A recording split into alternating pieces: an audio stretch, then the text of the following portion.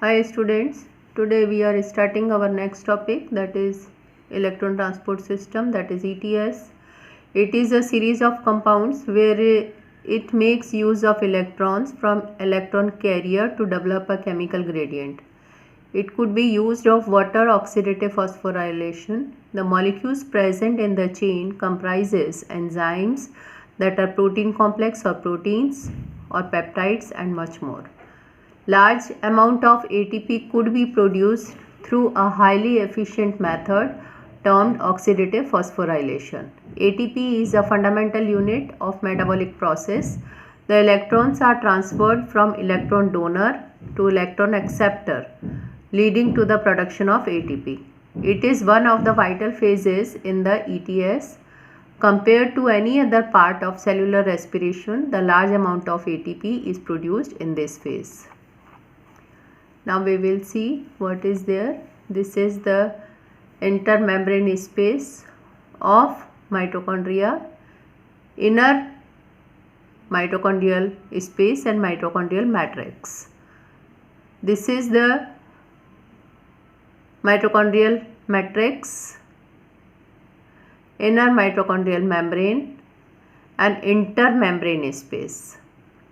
As you can see, now here this is H, this is I, NADH, NADH converts to NAD plus H, cytochrome C, cytochrome Q, this is phase 1, this is,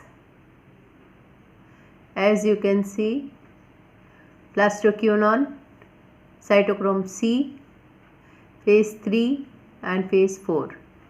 Now here oxygen converts to water.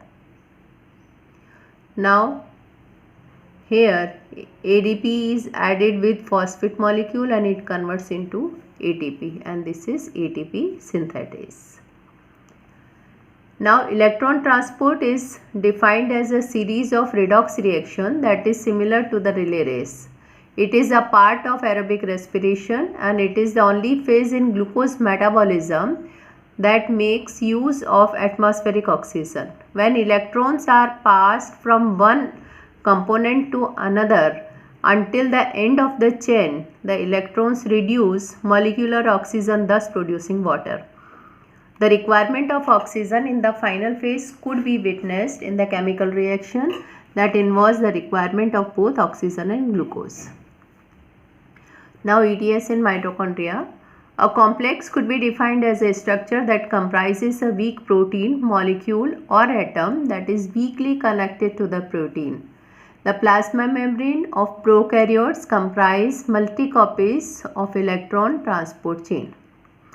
Now complex 1, NADH, Q, oxidoreductase.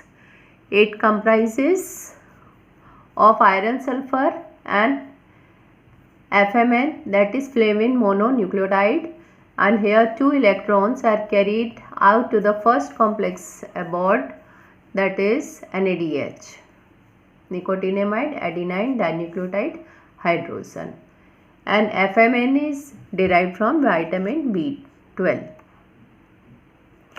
Q and complex 2, that is succinate Q reductase. FADH2, that is not passed through complex 1, is received directly by complex 2. The first and the second complexes are connected to third complex through compound ubiquinone, that is Q. The Q molecule is soluble in water and moves freely in the hydrophobic core of membrane, and in this phase an electron is delivered directly to the electron protein chain. The number of ATP obtained at this stage is directly proportionate to the number of protons that are pumped across the inner membrane of the mitochondria. Now complex 3, cytochrome C reductase. The third complex comprises of iron sulfur protein, cytochrome B and cytochrome C protein. Cytochrome protein consists of a heme group. Complex 3 is responsible for pumping protons across the membrane. It also passes electron to the cytochrome C, where it is transported to the fourth complex of enzyme and protein. Here Q is the electron donor and cytochrome C is the electron acceptor. complex 4, cytochrome C oxidase. The fourth complex is comprised of cytochrome C, A and A3, and there are two heme groups where each of them is present in cytochrome C and A3. The cytochromes are responsible for holding oxygen molecule between copper and iron until the oxygen content is reduced completely. In this phase, the reduced oxygen picks two hydrogen ion from the surrounding environment to make the water. Now how reaction takes place, as we can see, this is the outer membrane, this is the inner mitochondrial membrane, this is mitochondrial, already we know F0 and F1 particle, and ADP converts to ATP.